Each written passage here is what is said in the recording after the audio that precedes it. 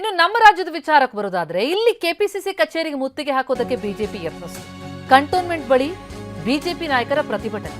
ಆ ಸಂದರ್ಭದಲ್ಲಿ ಶಾಸಕ ಬಿಪಿ ಹರೀಶ್ ಅವರಿಗೆ ಮೊಟ್ಟೆ ಎಸೆದಿದ್ದಾರೆ ಕೈ ಕಾರ್ಯಕರ್ತರು.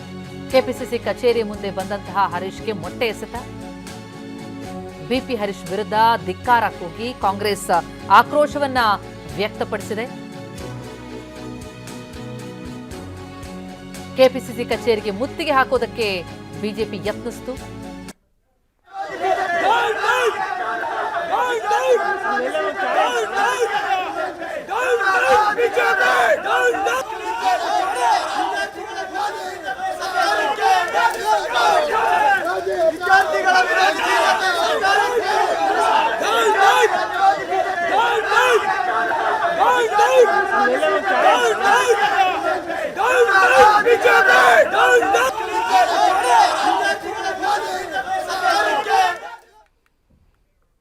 ಹಾಗೆ ಬಿಜೆಪಿ ನಾಯಕ ತಮೇಶ್ ಗೌಡ ಕಾರಿನ ಮೇಲೆ ಮೊಟ್ಟೆ ದಾಳಿಯಾಗಿದೆ. ಕಾಂಗ್ರೆಸ್ ಕಚೇರಿಯ ಮುಂದೆ ತೆರಳುತ್ತಾ ಇದ್ದಂತಹ ಸಂದರ್ಭದಲ್ಲೇ ಮೊಟ್ಟೆ ಎಸೆದಿದ್ದಾರೆ. ತಮೇಶ್ ಗೌಡನ ಮೇಲೆ ಕೈ ಕಾರ್ಯಕರ್ತರಿಂದ ಮೊಟ್ಟೆ ಎಸೆತ.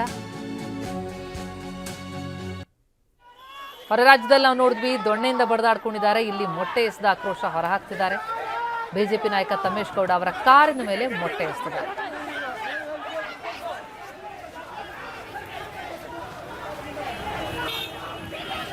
ಬಿಪಿ ಹರೀಶ್ ತಲೆ ಮೇಲೆ ಮೊಟ್ಟೆ ಎಸೆದು ತಮೇಶ್ ಗೌಡ ಕಾರಿನ ಮೇಲೆ ಮೊಟ್ಟೆ ದಾಳಿ ಮಾಡಿದರು.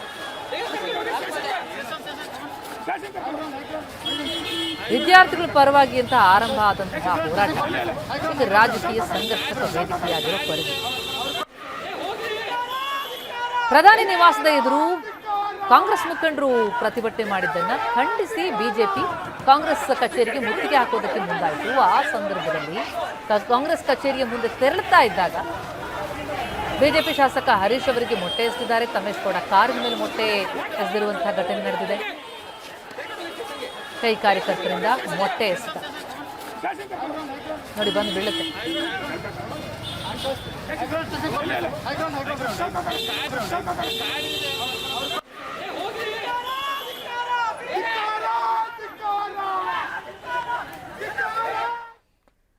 ಈ ಘಟನೆಯ ಬೆನ್ನಲ್ಲೇ ಕೆಪಿಸಿಸಿ ಕಚೇರಿ ಬಳಿ ಶಾಸಕ ಹರೀಶ್ ಅವರ ಮೇಲೆ ಮೊಟ್ಟೆ ಎಸೆದಿದ್ದಕ್ಕೆ ಪೊಲೀಸ್ ಕಮಿಷನರ್ಗೆ ಬಿಜೆಪಿ ನಾಯಕರು ದೂರು ಕೊಟ್ಟಿದ್ದಾರೆ. ಕಮಿಷನರ್ ಸಿಮಂತ್ ಕುಮಾರ್ ಸಿಂಗ್ಗೆ ಬಿಜೆಪಿಯಿಂದ ದೂರು.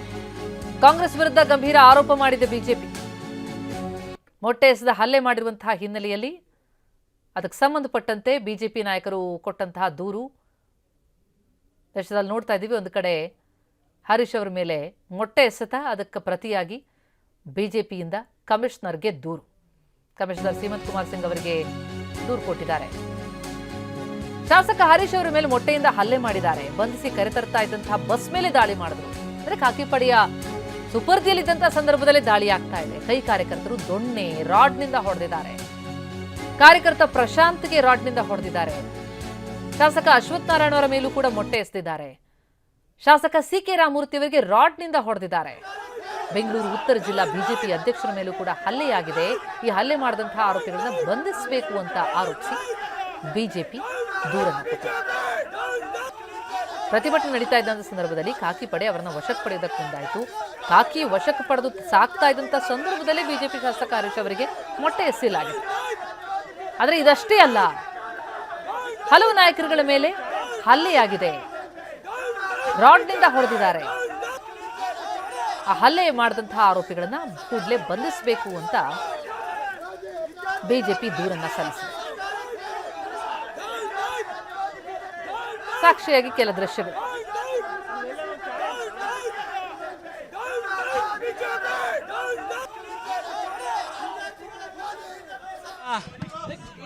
ರಾಜ್ಯ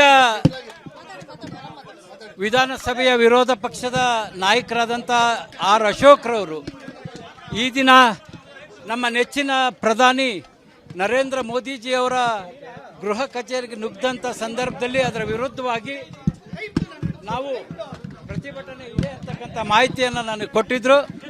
ನಾನು ದಾವಣಗೆರೆ ಹರಿಹರದವನಾಗಿರೋದ್ರಿಂದ ನನಗೆ ಕಾಂಗ್ರೆಸ್ ಕಚೇರಿ ಎಲ್ಲಿದೆ ಅಂತಕ್ಕಂಥದ್ದು ಗೊತ್ತಿರಲಿಲ್ಲ. ನನ್ನ ಡ್ರೈವರ್ ಲೊಕೇಶನ್ ಪ್ರಕಾರ ಇಲ್ಲಿ ತೋರಿಸ್ತಾ ಇದೆ ಅಂತಂದ. ಆಮೇಲೆ ಇಲ್ಲಿ ಲೆಫ್ಟ್ ಇಲ್ಲ ಸರ್, ರೈಟ್ ಇರೋದ್ರಿಂದ ನಾನು ಮುಂದೆ ಪಾರ್ಕ್ ಮಾಡ್ತೀನಿ, ನೀವು ಇಳೀರಿ ಅಂದ.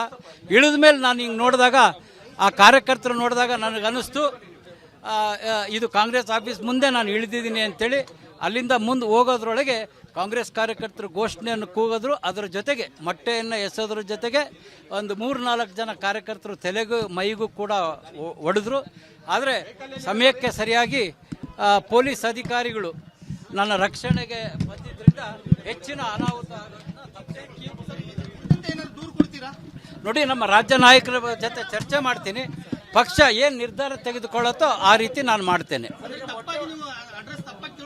ಅಡ್ರೆಸ್ ತಪ್ಪಾಗಲ್ಲ. ನಾವು ದಾವಣಗೆರೆ ಹರಿಹರದವರು. ಕಾಂಗ್ರೆಸ್ ಆಫೀಸ್ ಎಲ್ಲಿದೆ ಅಂತ ಗೊತ್ತಿಲ್ಲ. ನಾನು ಇಳಿದ ಜಾಗದಲ್ಲಿ ಆಫೀಸ್ ಇದೆ.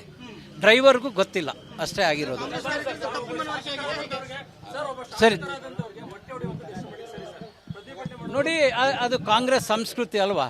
ಇಷ್ಟು ವರ್ಷ ನಮ್ಮ ದೇಶವನ್ನು ಆಳಿದವರು ಬಡ ರಾಷ್ಟ್ರ ಅಂಥೇಳಿ ಅವರು ತೋರಿಸ್ಕೊಟ್ರು.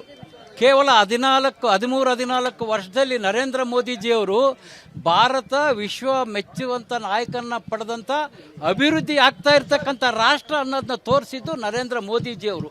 ಅವರು ನಮ್ಮ ದೇಶಕ್ಕೆ ತೋರಿಸಿದ್ದು ಬಡತನ, ಭ್ರಷ್ಟಾಚಾರ, ಅನ್ಯಾಯ, ದೌರ್ಜನ್ಯ.